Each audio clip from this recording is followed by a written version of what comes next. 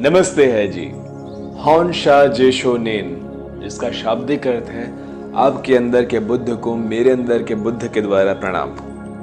और यहाँ बुद्ध का मतलब है आत्मा, स्पिरिट, सोल, प्योर सोल। किसी धर्म या किसी रिलीजन से जोड़ने की जरूरत नहीं है, ये सिर्फ इसका शाब्दिक अर्थ है। व्यावहारिक अर्थ में हम रेकी की दुनिया में इस शब्द का मतलब ही मानते हैं, इस चिन्ह को मानते हैं ब्रिज, पुल।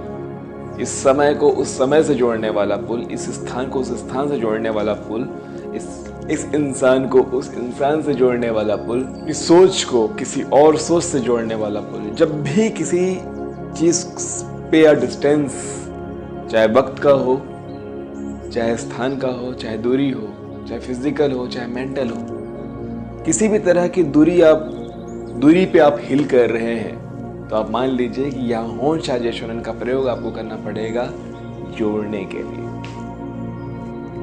ये एक ऐसा चिन्ह है, एक ऐसा सिंबल है रेकी की दुनिया में, एक लौता ऐसा सिंबल है जो समय, स्थान, काल, सोच से परे है।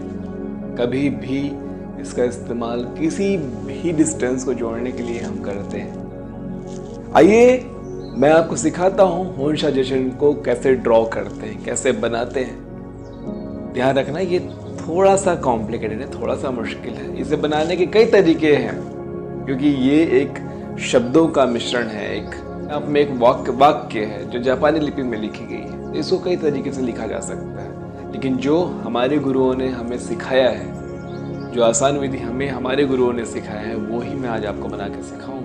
उसकी प्रैक्टिस अगर आप 12 से 13 बार करेंगे तो आपको आइडिया हो जाएगा।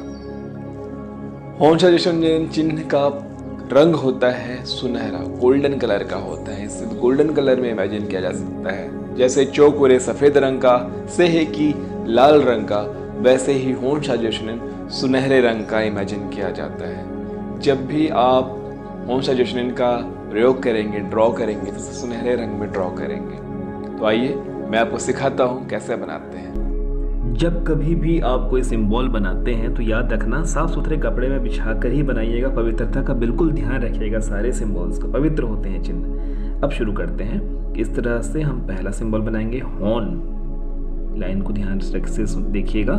दूसरा है शा, ऑर्डर कुछ भी हो सकता है बनाने का, ऐसे ही बनाएगा। लेकिन जे है ना, हॉन शा जे शो, यहाँ पे 7 की आकृति के ऊपर एक छोटी सी लाइन खींचनी है।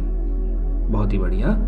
और ये आ गया हॉन शा जे शो नेन। यहाँ पे एक गोल घेरा बनेगा आधा, यहाँ पर रुक करके एक सीधी लाइन जैसी होगी ये, ठीक है। और ये बन गया नेन।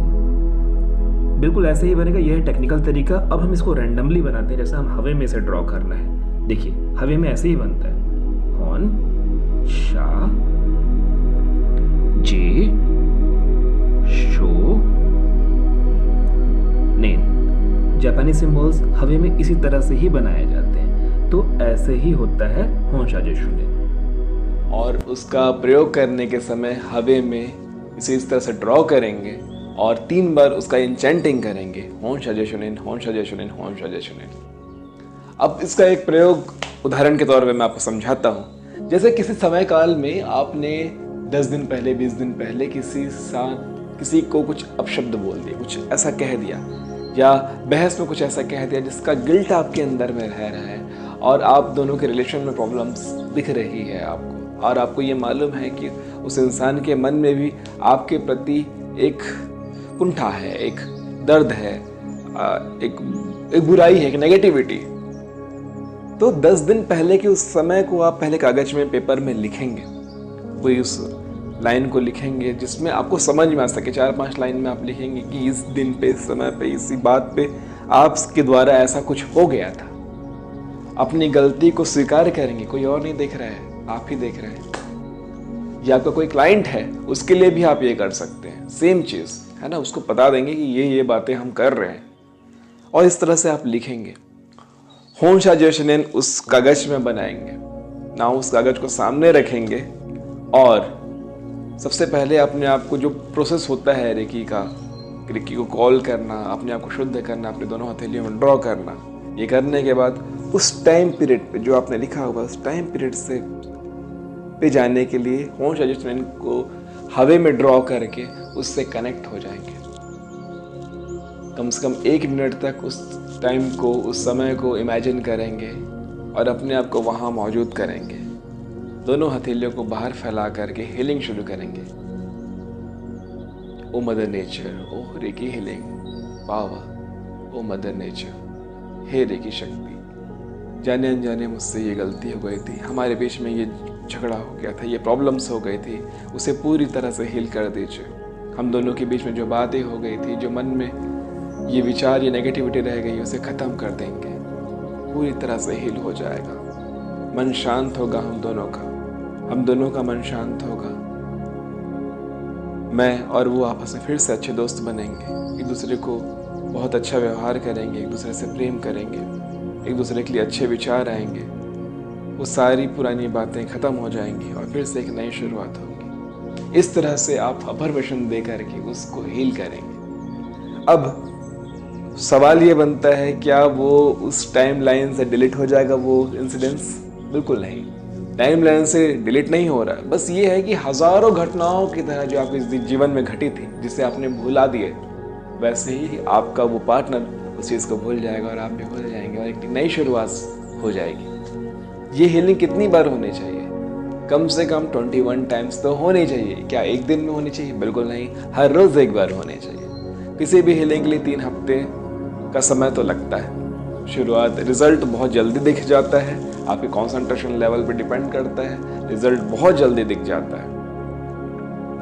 अब भविष्य को कैसे हील करें? अगर आपका कोई एग्ज़ाम है, कोई सेमिनार है, कोई परफॉर्मेंस है और आपको डर है या आपके क्लाइंट को डर है कि क्या होगा, कैसे होगा, तो भविष्य के उस टाइम पीरियड पे जाइए। वैसे ही पर्ची में लिखिए क्या होने वाला है, क्या चीज़ होने वाली है। होम सजेशन से कनेक्ट कीजिए और वैसे ही पर्ची में लिखिए क्या होने वाला है, कैसे होने वाला है।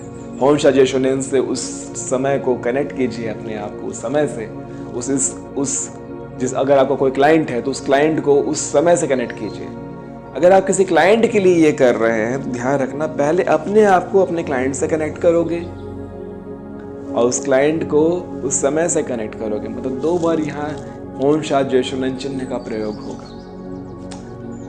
अब आप पर्ची में लिख चुके हैं, उस टाइम पीरियड से कनेक्ट कर चुके हैं, फिर से अपनी हथेलियों को फैला करके हीलिंग देंगे कि आज जो परफॉर्मेंस इस इंसान का होने वाला है या मेरा होने वाला है, बहुत अच्छे से हो, पूरी सकारात्मक ऊर्जा के साथ हो।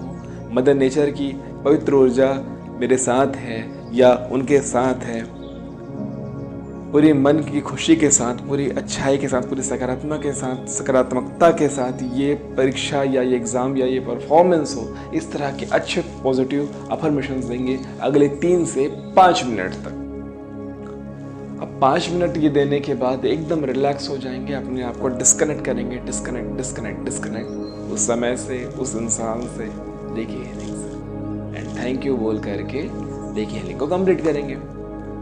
थैंक्स गिविंग करना बहुत ज़रूरी है हर रेकी हीलिंग के बाद। तो थैंक्स गिविंग करने का भी एक तरीका मैं आपको बता देता हूँ। Oh mother nature, thank you so much. Reiki healing, thank you so much. हे महारेकी शक्ति, धन्यवाद आपका। उस इंसान का धन्यवाद जिसने मुझसे रेकी हीलिंग कराई, मेरे इस शरीर का धन्यवाद जिसके द्वारा मैंने रेकी हीलिंग करी, मेरे गुरुओं का धन्यवाद, मुझे सिखाने वाले गुरुओं का धन्यवाद, इस परम पिता परमात्मा का धन्यवाद। डिस्कनेक्ट। इस तरह से आप डिस्कनेक्ट कर लेंगे खुद को और होम सजेशन का प्रयोग हमेशा करते रहिए। बहुत ही ज़्यादा फायदेमंद सिंबल है ये, जिसका प्रयोग हर रेकी हीलर, चाहे वो किसी भी लेवल पे हो, कितने भी समय से कर रहा हो, होम सजेशन के बगैर रेकी हीलिंग पॉसिबल नहीं है।